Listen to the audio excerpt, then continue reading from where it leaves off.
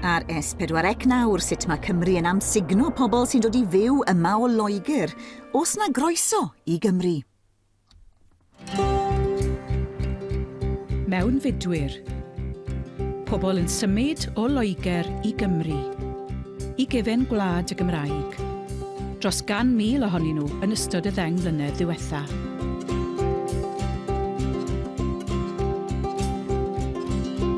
Heddi, mae'r Saeson yn cadw sôn am bod mewnfudwyr, medden nhw, yn bygwth i ffordd o fyw.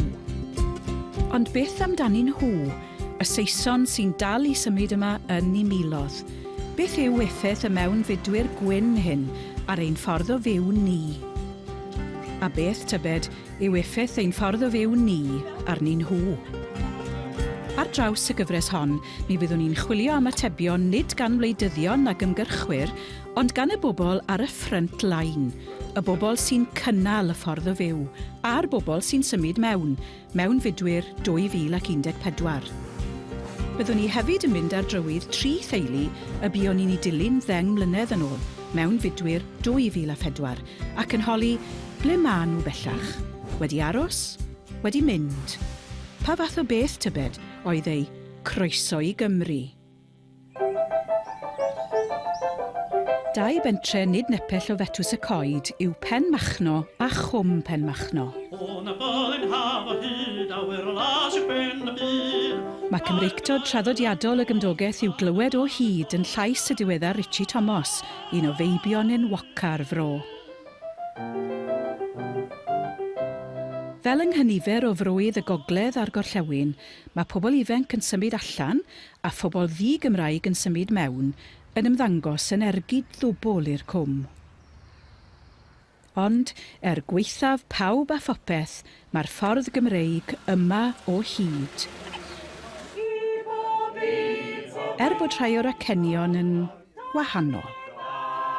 Mae cwr Penmachno, da ni'n ymarfer bob nos Wener cyn i ni fynd i'r ddafan.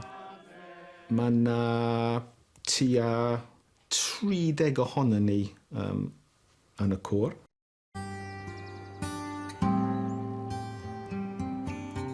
Y mynydddir Eryri yng nghwm di-arffordd Machno, mae bysau gwyn y geia yn gafel.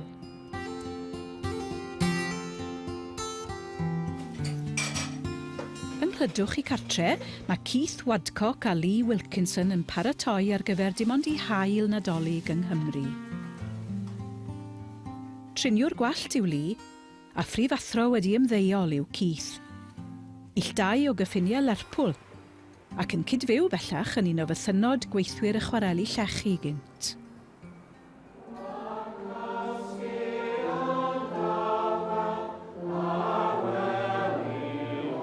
Mae'r ddau yn awyddus i berthyn go iawn i'r gymdogaeth. Ond sut mae croesi trothwy cymdeithas? Pa ddrws mae curo arno mwyn cael dod i mewn? I'd made the decision that I wanted to go to church in the community, and that was a good way of getting involved. And then, of course, the choir as well, which is a great, it's a wonderful way of getting involved in the community. Mewnfudwr arall yn y côr yw Nigel Thomas.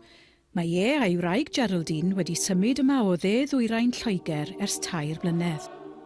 O'i gwyliau, ro'n nhw'n hen gyfarwydd a chael croeso yng Nghymru, ond roedd croeso Penmachno yn brofiad newydd.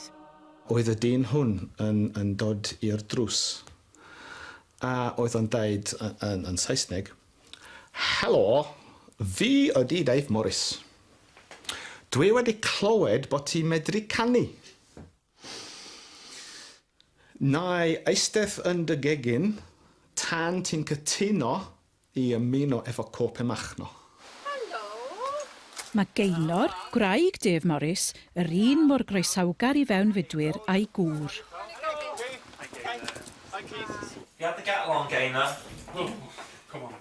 Ar lannau merswy cyfarfu'r ddau, Dave yn blisman a Gaynor yn nyrs. A'r plant yn ifanc daeth cyfle i symud nôl i Gymru pan wnaed Dave yn blismon pentre Penmachno. Ond aeth 5 mlynedd heibio cyn iddyn nhw ddarganfod gwir werth y gymdogaeth.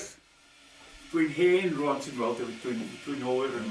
Yn 1984, mae David wedi cael damwain ofnadwy. A mae pawb yn y pentre yn ffantastig. Roedd pawb yn y pentre yn ffantastig. I mi, helpu mi. Helpu efo... Logs? Ie, logs. Coed i roi yn y tân. A lift i'r sbyty i weld David. A pethau fel yna. Na, mae'n le braf iawn i fyw.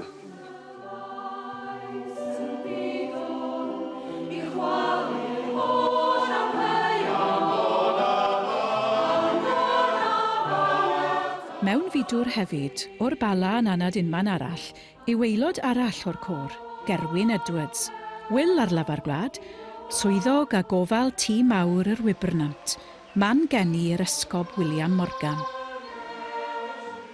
Be da ni wedi wneud, Liz a fi'n wedi gwneud, mae Liz yn arwain y cor a dwi'n yn arwain y band. Rwsyd neu gilydd ges i myswadio i fi arwain y band, o'n i'n misio gwneud, ond dwi di endefynu gwneud o'n di. A rwsyd neu gilydd, mae dyn ni trio rhoi rhywbeth yn ôl, a ni pob helpu ni, tan ni'n dod yma, tan ni'n priodi, a ni pob yn helpu ni adeg hynny, felly mae'n iawn ni drio helpu nôl dydy. A fel un sydd wedi symud i mewn i'r gymuned, dwi'n meddwl Penmachno wedi rhoi croeso arbennig, fi'n dweud. Mae'n siŵr na nhw ddal i wneud ffordd y teg yn nhw. Mae'n gymdeithas ac yn mynd da iawn.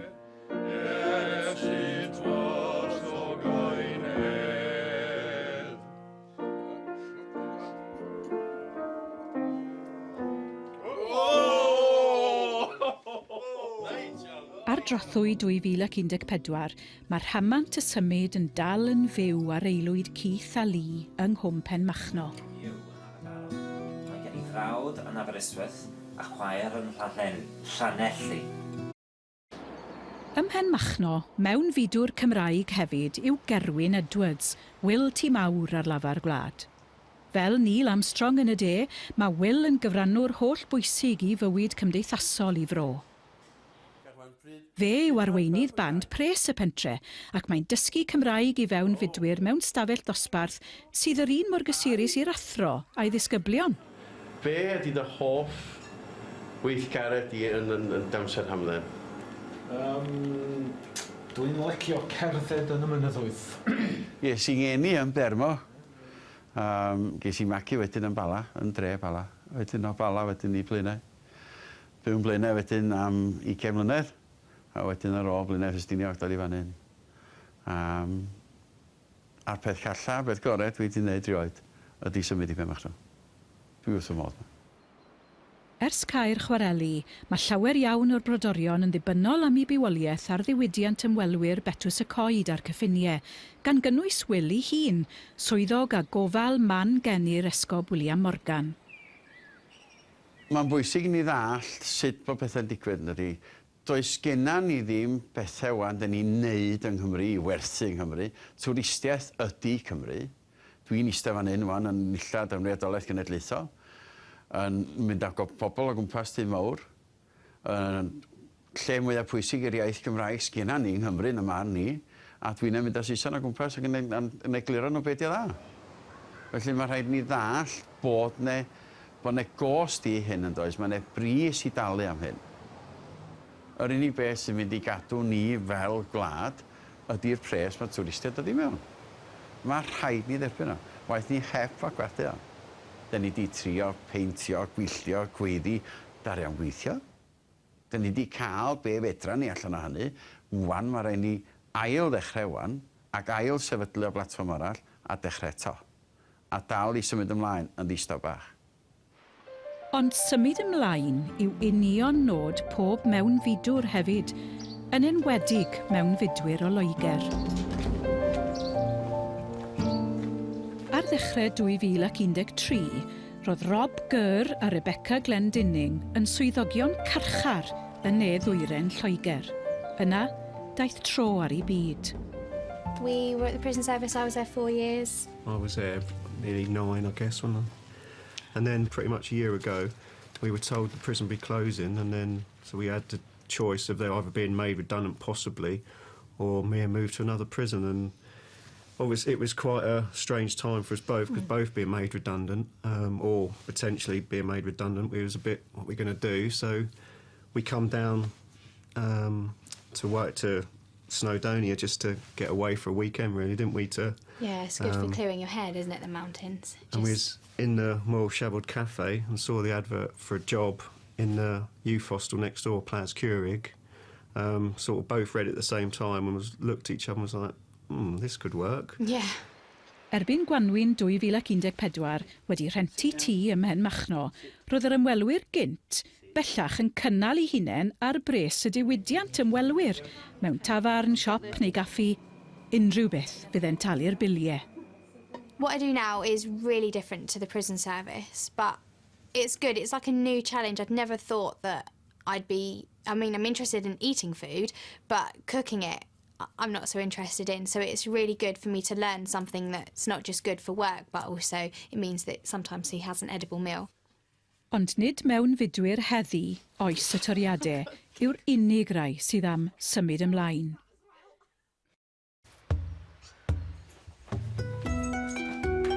Mae'n gynnar y bore yng Nghwm Penmachno, ac mae Lee Wilkinson ar ei ffordd i'w waith.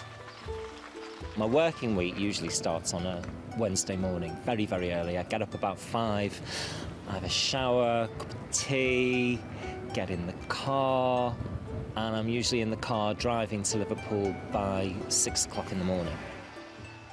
Mwyn cynnal yr hafan mae'n ei mwynhau yng Nghymru gyda'i bartner Keith, I ddewis ynte hefyd i'w croesi nôl dros y ffin I Loegr. I'm involved in a hairdressing business in Liverpool and have been for 20 years. I love doing what I do. I love being a hairdresser. I always have. I probably always will.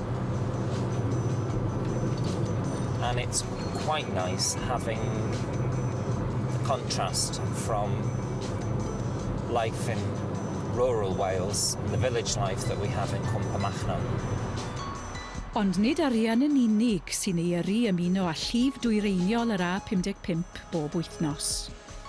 Liverpool fulfills the professional side of my personality. That feeds that. But I think I am a country boy at heart, and Penmachno feeds that. It gives me what I need. It gives me my soul food. But I do like the vibrancy and I like the noise of the city.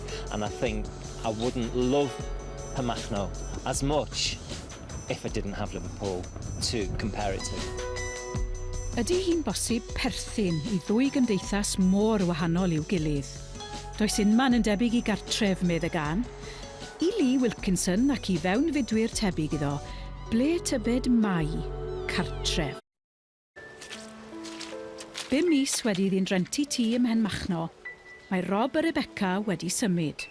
Ydy, mae Rob yn dal I weithio mewn tafarn a siop I ddringwyr, ac mae Rebecca ar ei ffordd I fod yn gogydd go iawn yn hi bwyta'r Conwy Falls. Ond bellach, maen nhw'n byw yma, ym Metws y Coed. Pam symud o Penmachno? It's easier for us, for our lifestyle, with the activities we do, to be here. Yeah, it's more central to things, I guess, to what we do. Yeah. As opposed to where he was, which was perhaps a little more isolated. So we still get to enjoy the community life, but we get to be out of it as well.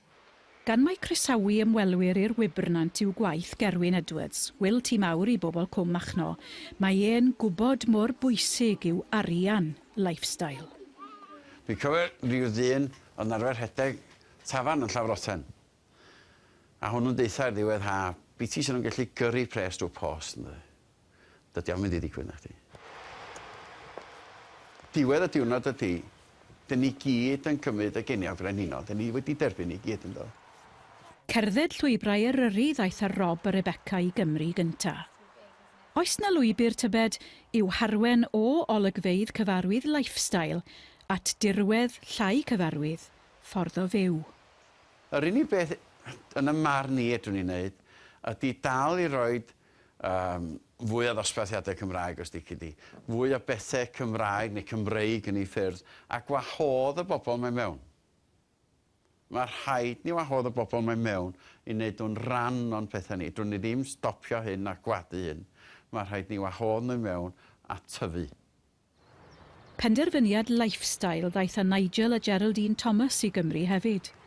Cyn symud i Penmachno, roedd y ddau'n byw o ddydd i ddydd a phwysau'r byd ar ei sgwyddau.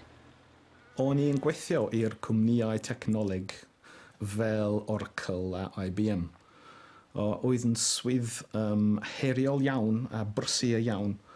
Wnaethon ni benderfynu i symud i Eryri, achos pan o'n i'n yn Eryri, pan o'n i'n cerdded o gwmpas Cwmidwel er enghraifft, o'n i'n mewn heddwch. Mae dros 2 blynedd ers iddyn nhw brynu bennar a'i fythynod gwyliau, ac mae'r elfen lifestyle yn dal i fod yn bwysig iddyn nhw.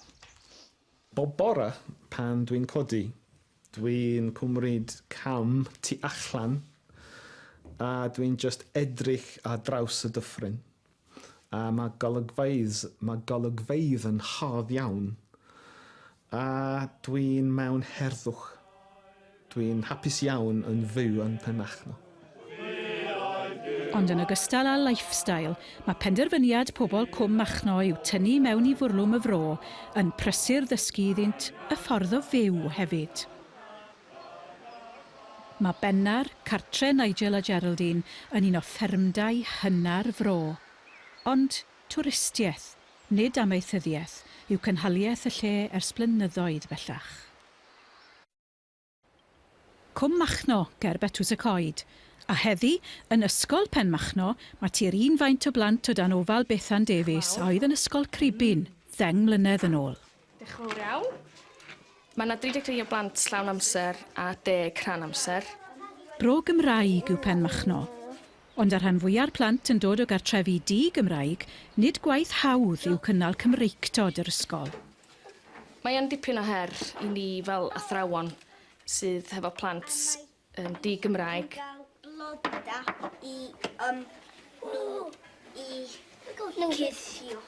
Mae yna rei ambell i air Cymraeg pryn nhw'n dod i mewn. Da ni yn, fel da ni'n dweud, da ni'n gorfod bwydo yr iaith a'r siarad sydd yn dod gyntaf. Da ni'n disgwyl nhw ddarllen na ysgrifennu tan maen nhw wedi cael yr iaith. A bwydo bob amser, hynod amser ffrwythau. Maen nhw'n gorfod gofyn am ffrwyth, gai afal os gwelwch yn dda. Ac yn y bore, maen nhw'n deud bore da, a maen nhw'n canu bore da. Gweitha'r anawsterau, mae Bethan yn gweld maint yr ysgol yn dipyn o fantais. Mae pob plentyn yn cael rhan, wrach mewn ysgolion mawr, dydy bob plentyn ddim yn cael cyfle. Ond dyma, mewn ysgol fach, da ni yn sicr yn rhoi cyfleoedd i'r plant. Ydy, mae cynnal y Gymraeg yn enwedig y tu allan i'r dosbarth yn dipyn o her, ond mae'r gallu rhoi cyfle i bawb yn buddsoddiad mawr yn ei ffordd o fyw. Be dwi weld yma ydy gymaint o bethau maen nhw'n wneud.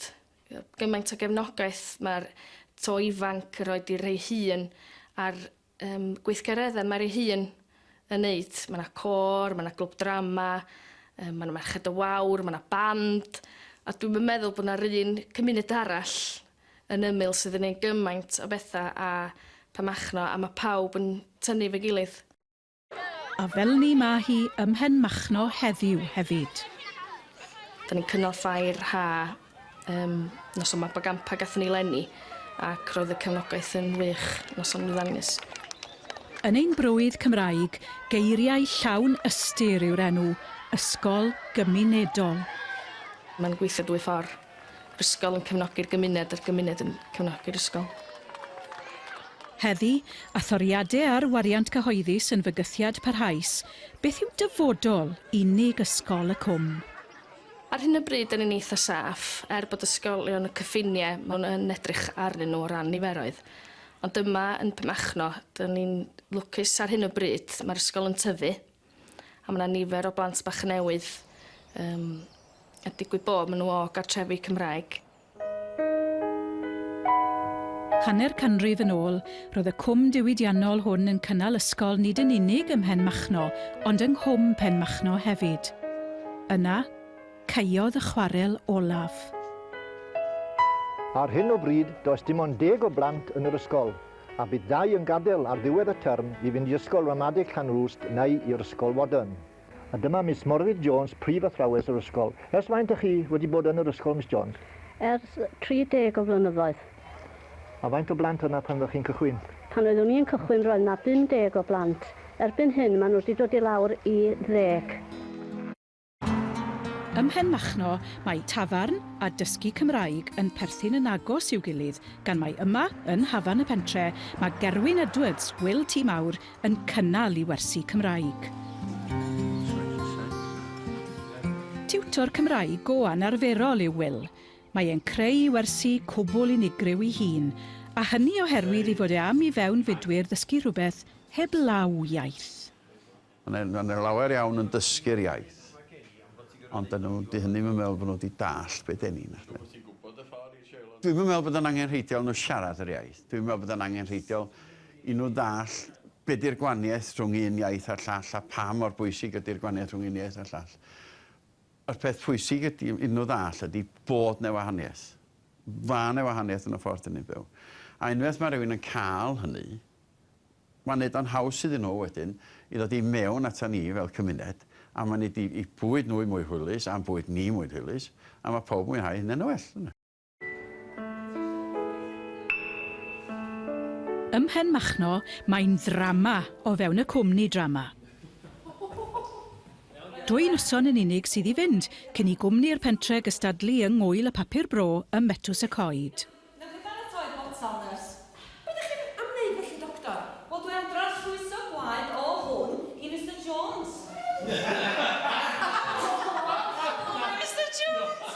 Merched y Wawr, y capel a'r cwmni drama yw'r unig weithgareddau uniaith Gymraeg ym Penmachno bellach. A dyna pam mae Geraint Thomas a gweddill y cwmni yn fodlon treulio gymaint yn osweithiau gaeafol yn y neuadd oer hon. Da ni'n meddwl amdano fel ar rwsyd, da ni'n jyst yn derbyn yna Cymraeg ydi o, a dyna fo lle ynde. Ond na, dwi'n yn gweld dim byd yn newid, neu dwi'n meddwl bod un yn eisio newid y ffaith yna ynde. Tra mae helpu cynnal ffordd o fyw y Gymraeg yw gwaith y cwmni drama ym Penmachno.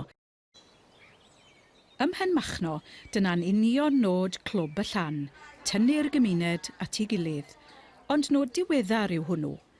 Yn ôl Sian Rhan, pan ddath y merched at ei gilydd gyntaf, i bwriad oedd cynnig gweithgaredd drwy iaith Gymraeg, trio hybu bobl i ddod at ei gilydd i gymdeithasu'r Gymraeg, dwi'n meddwl. Erbyn heddi, mae Cymru yw aelodau'r clwb i gyd, maen nhw'n gwneud ymdrech fwriadol i apelio y tu hwnt i'r ffiniau arferol. Dwi'n meddwl mae'n bwysig bod ni yn cynnal bethau drwy'r gyfrwng Gymraeg, ond yn fwy pwysig na dim i fi yn edrych yn ddwyieithog i drio ymuno pawb at ei gilydd. Taith haf ar gyfer mamau a'i plant yw'r gweithgaredd nesaf. Mae pethau'n edrych yn addawol iawn. Mae yna 23 oedolion a 26 y blant yn yw'n plus 49 do. Waw. So, ond yna bobl dwi'n nabod yr edrych nhw.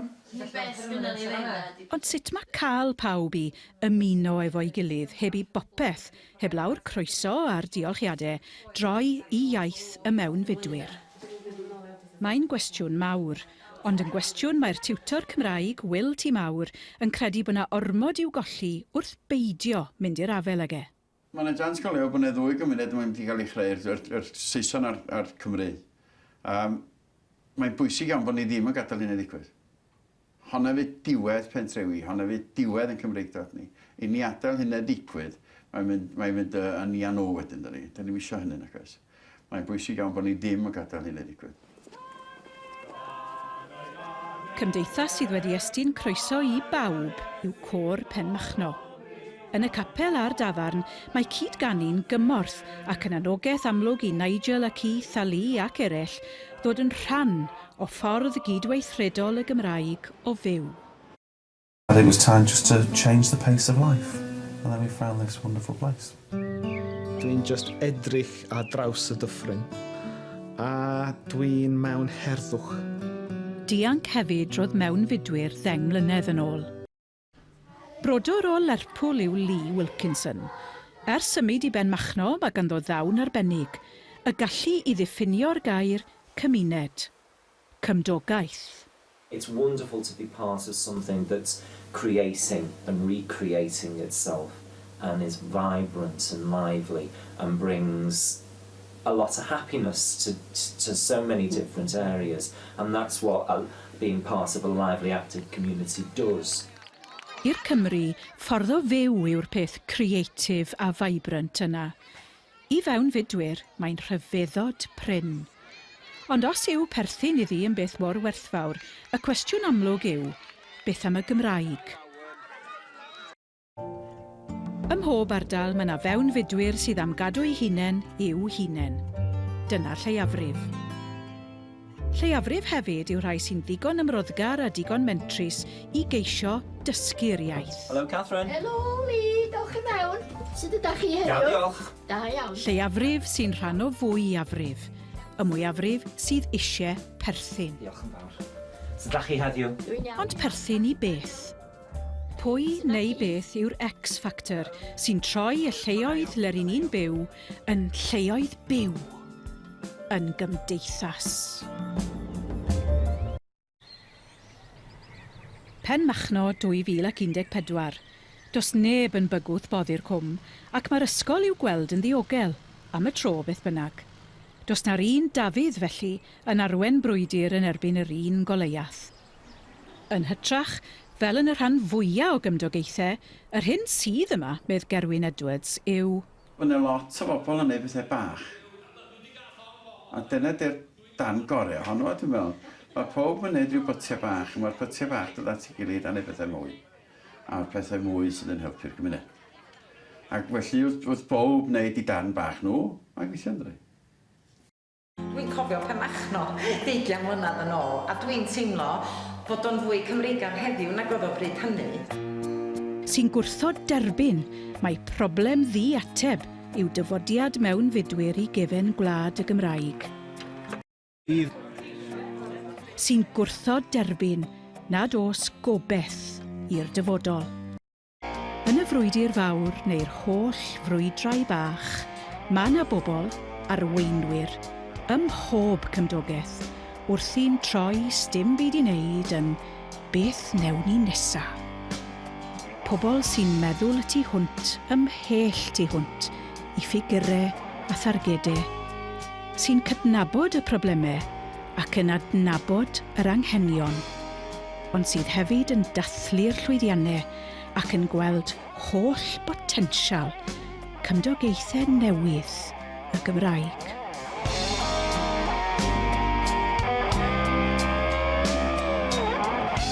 Ac os ewch chi i wefan Radio Beca nawr, mi fydd yna gynulleidfa'n trafod rhai o'r cwestiynau a godwyd yn y gyfres hon.